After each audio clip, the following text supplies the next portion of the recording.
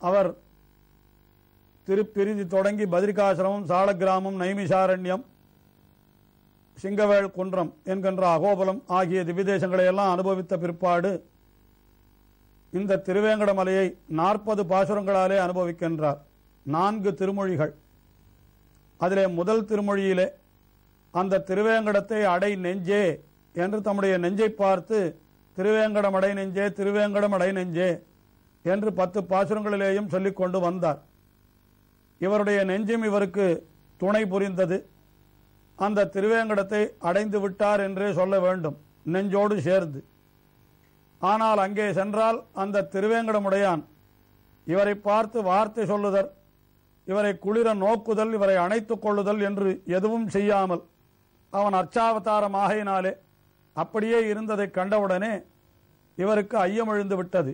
ஏன் நம்மை அவன் அனுகிரகிக்கவில்லை? இன்னும் ஏதோ நாம் செய்த பாவங்கள் எல்லாம் மிகுதியாக இருக்கின்றன என்கின்ற காரணத்தினாலேதான் நம்மை இப்படி விட்டு தன்னை விட்டு விலக்கி வைத்திருக்கிறான் போலும் என்று நினைத்த ஆழ்வார் உடனே இந்த 10 பாசுரங்களாலே, அதாவது பெரிய திருமொழியினுடைய 9வது திருமொழி, திருவேங்கடத்தை பற்றின 2ஆம் திருமொழி, அதிலே தாம் செய்த பாவங்களை எல்லாம் க்ஷமித்தருள வேணும் என்று எம்பெருமானிடத்திலே பிரார்த்தித்துக் கொண்டு பிராட்டியை முன்னிட்டு கொண்டு சரணம் போகுகிறார்.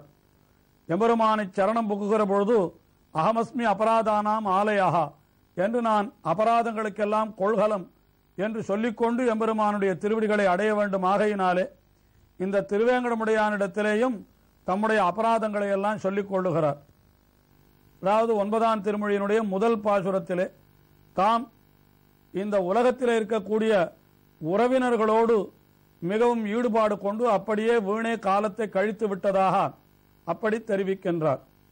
தாயே தந்தையென்ன தாரமே கிளை மக்கள் என்ன நோயே பட்டொழிந்தேன் உன்னை காண்பதோராதையினால் வேயே பூம்பொழில் சோழ் விரையார் திருவேங்கடவா நாயேன் வந்தடைந்தேன் நல்கியாடென்னை கொண்டருளே.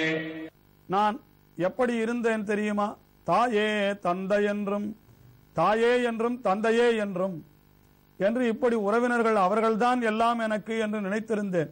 மிகச் சிறு குழந்தையாக இருக்கிற பொழுது அந்த சைசவ பருவத்திலே இருக்கிற குழந்தைக்கு எல்லாவற்றையும் தாய் தானே செய்கிறாள், அதனால் தாயை தவிர நமக்கு வேறு கதி இல்லை என்று அந்த பருவத்திலே நினைத்திருந்தேன். சற்று பருவம் எனக்கு முதிர்ந்து சற்று பாலகனாகின உடனே நமக்கு தந்தை தான் எல்லாம் செய்து கொடுக்கிறார் என்று அதையும் தெரிந்து கொண்டு தந்தையே என்று இருந்தேன். ஆனால் யவ்வன பருவம் வந்த பிற்பாடு எனக்கு திருமணம் ஏற்பட்ட பொழுது தாய் தந்தையரையும் மறந்து நான் தாரமே என்று இருந்தேன், என்று மனைவியே கதியாக இருந்தேன். அதற்கு மேலே என்ன ஆயிற்று என்றால், மனைவியினிடத்திலிருந்து பிள்ளைகள் பிறந்த பிற்பாடு மனைவியினிடத்திலும் ஈடுபாடு குறைந்து போய் அந்த மக்களே எனக்கு கதி என்றிருந்தேன். அதுக்கு மேலே கிளை என்று உறவினர்களே எனக்கு கதி என்றிருந்தேன் என்று இப்படி தாயே தந்தை என்றும் தாரமே கிளை மக்கள் என்றும் நோயே பட்டு ஒழிந்தேன். இதெல்லாம் நோய். எனக்கு நோய் என்னால் இதுதான் பெரிய வியாதி. ஆக பந்துக்கள் அத்தனை பேரும் ஒரு வியாதி போல என்னை சூழ்ந்திருக்கிறார்கள் என்பதை நான் அறிந்து கொள்ளாமல் இருந்தேன். அல்லது இப்படிப்பட்ட பந்துக்களோட நான் பழகினபடியினாலே எனக்கு கிடைத்த பலன் என்ன என்றால், நான் அவர்களுக்காக உழைத்து நான் பெற்ற நோய் அதுதான் எனக்கு பலன் என்று சொல்லும்படியாக நோயே பெற்றொழிந்தேன். ஆனால் எம்பெருமானே, இன்றைய தினம் உன்னை காண்பதோர் ஆசையினால் உன்னை காண வேண்டும் என்கிற ஆசை எனக்கு ஏற்பட்டு விட்டது. அதனால வேயை பூம்பொழில் சூழ் விரையார் திருவேங்கடவா. வேய் வேய் என்றால் மூங்கில்.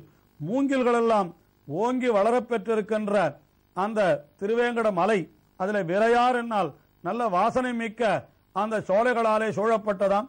அப்படிப்பட்ட திருவேங்கட மலையிலே எழுந்தருளி இருப்பவனே வேங்கடவா, நாயேன் வந்து அடைந்தேன். நாயேன் என்றால் நாய் போன்றவன் நான்.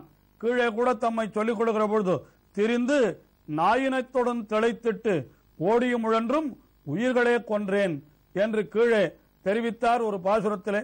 இங்கே தம்மையே நாயாக சொல்லிக் கொள்ளுகிறார். இப்படி விவேகமில்லாத நாயாக நாயேன் வந்து அடைந்தேன், உன்னை வந்து அடைந்தேன். என்னை நல்கி நீ என்னை ஆட்கொண்டருள வேண்டும். என்னை ஆட்கொண்டருள வேண்டும் என்றால் எனக்கு நீ கைங்கரியத்தை தந்தருள வேணும். உன்னுடைய ஆளாக என்னை நீ அபிமானித்தருள வேணும் என்று இப்படி முதல் பாசுரத்திலே பிரார்த்தித்தார். அடுத்தபடியாக இரண்டாவது பாசுரத்திலே மேலே என்ன தெரிவிக்கிறார் என்றால், இவர்களாவது உறவினர்கள், அதாவது தாய் தந்தை என்றும் தாரம் கிளைமக்கள் என்றெல்லாம் சொன்னாரு. அவர்கள் அத்தனை பேரும் நமக்கு சாஸ்திரத்தாலே ஏற்பட்ட உறவு முறையாலே வந்தவர்கள். ஆனால் அப்படி உறவு முறையும் இல்லாதபடிக்கு யாரோ ஒரு குத்சித ஸ்திரீ என்கிறார், அதாவது இந்த விலைமாதர்கள், அவர்களிடத்திலே போய் தாம் விழுந்து கிடந்ததையும் இரண்டாவது பாசுரத்திலே தெரிவிக்கிறார். மயக்கில் பட்டு மாநிலத்து நானே நானாவிதா நரகம் புகும் பாவம் செய்தேன். தேனே பூம்பொழில் சூழ் திருவேங்கடமாமலை என்னானாய் வந்தடைந்தேன். அடியேனையாட் கொண்டருளே. நான் எப்படி காலத்தை கழித்தேன் தெரியுமா? மானே கண் மடவார் என்று மானுடைய கண் போலே மிக அழகிய கண்களாம் அந்த பெண்களுக்கு. அந்த மானே கண் மடவார் மயக்கில் பட்டு என்றார். அவர்களெல்லாம் அந்த கண்ணழகை எதற்காக கொண்டிருக்கிறார்கள்? என் போன்றவர்களை மயக்குவதற்காகவே கொண்டிருக்கிறார்கள். அந்த மருண்ட பார்வை எப்படி மான்களுக்கு உண்டோ அதுபோல இவர்களும் தங்களுடைய மருண்ட பார்வையாலே என்னை வசப்படுத்தி விட்டார்கள். அவர்களுடைய மயக்கில் பட்டு என்றால் அப்படிப்பட்ட மயக்கம் தரும் அவர்களுடைய விழியிலேயே நான் விழுந்து விட்டேன். அப்படி மயக்கில் பட்டு விழுந்தபடியினாலே நானே நரகம் புகும் பாவம் செய்தேன். நானே பாவம் செய்தேன்.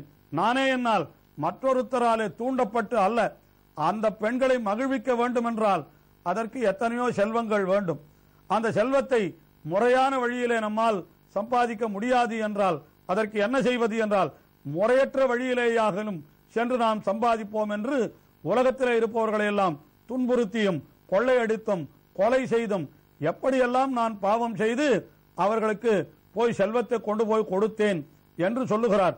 அப்படி மானேகன் மடவார் அந்த பெண்கள் அவர்களுடைய மயக்கிலே விழுந்த நான் அந்த மயக்கத்தினாலே என்ன செய்தேன் என்றால் நானே நானாவித நரகம் புகும் பாவம் செய்தேன். நரகம் புகும் என்று சொன்னால் போதாதோ, நானாவித நரகம் என்கிறார். அதாவது பலவிதமான நரகம் என்னால் மிகவும் ரசமாக வியாக்கியானத்திலே பெரியவாச்சான் பிள்ளை காட்டுகின்றார். ஏற்கனவே சிருஷ்டித்து வைத்த நரகங்கள் கூட போதாது, இன்னும் புதிய நரகங்களை சிருஷ்டிக்க வேண்டும் என்று சொல்ல வேண்டிய அளவுக்கு நான் பாவங்களை செய்து விட்டேன் என்கிறார். அதாவது ஏற்கனவே பாவங்களுக்கு இன்னென்ன பாவங்களுக்கு இன்னென்ன நரகம் என்று சொல்லப்பட்டிருக்கிறதாம் சாஸ்திரங்களிலே. ஆனால் அந்த சாஸ்திரங்களிலும் சொல்லப்படாத கொடிய பாவங்களை நான் செய்தேன் என்கிறாராம் ஆழ்வார். அப்படி செய்தால் இவருக்கு என்ன தண்டனை கொடுப்பது, எந்த நரகத்திலே தள்ளுவது என்று கூட அவர்களுக்கு தெரியவில்லை. ஆகையினாலே எனக்காக இனிமேல் புதிய நரகங்களை அவர்கள் சிருஷ்டிக்க வேண்டும். அப்படிப்பட்ட நரகம் புகும் பாவத்தை நானே செய்தேன் என்றால் நானே இன்னொருத்தருடைய தூண்டுதல் இல்லாமல் நானே நரகம் புகும் பாவம் செய்தேன். தேனே பூம்பொழில் சூழ் திருவேங்கட மாமலை என்று தேன்கள் எல்லாம் பெருகும்படியான பூம்பொழில்களாலே அப்படி சூழப்பட்ட திருவேங்கட மலையிலே எழுந்தருளிருக்கின்ற என் ஆனாய் என்கின்றார். ஆனை என்னால் அந்த யானை போன்றவன் எம்பெருமான். யானைக்கும் எம்பெருமானுக்கும் பல விதத்திலே ஒற்றுமை உண்டு. எத்தனை பார்த்தாலும் அழுக்கவே அழுக்காது யானையை. அதுபோலத்தான் எம்பெருமானும் அவனை எத்தனை பார்த்தாலும் அழுக்கவே அழுக்காது. அந்த யானை அவ்வளவு பெரிய ஜந்துவா இருந்தாலும் கூட தன்னை கட்டுவதற்கு தானே ஒரு கயிற்றை எடுத்து தன்னையுடைய பாகனிடத்திலே கொடுக்கும். அதுபோலத்தான் எம்பெருமானும் எவ்வளவு உயர்ந்தவனாய் இருந்தாலும் அவனை கட்டுவதற்குரிய அந்த 8 கயிறு பக்தி என்னும் கயிற்றை அந்த எம்பெருமானே என்றோ நம்மிடத்திலே கொடுக்கிறான் என்று இப்படி இன்னும் பல பல ஒற்றுமைகள் சொல்லலாம். அப்படிப்பட்ட யானை போன்றவன் எம்பெருமான் என்று அந்த யானையினுடைய கழுத்திலே ஏறி உட்கார வேண்டும் என்றால் அந்த யானையினுடைய காலை பற்றி அதன் மூலமாகத்தான் கழுத்திலே ஏற வேண்டுமாம். அதுபோல எம்பெருமானை அடைய வேண்டும் என்றாலும் எம்பெருமானுடைய திருவடிகளை பற்றித்தான் அவனை அடைய வேண்டும் என்று இப்படிப்பட பல ஒற்றுமை இருக்கிறபடியினாலே இங்கே தெரிவிக்கிறார். என்ன தெரிவிக்கிறார்? என் ஆனாய் என்று எனக்கு யானை போன்றவனே, அப்படிப்பட்ட எம்பெருமானே, உன்னை நான் வந்து அடைந்தேன், அடியேனை ஆட்கொண்டருளே, என்ற நீ ஆட்கொண்டருள வேணும், எனக்கு நீ கைங்கரியத்தை தந்தருள வேணும் என்று தெரிவிக்கின்றார்.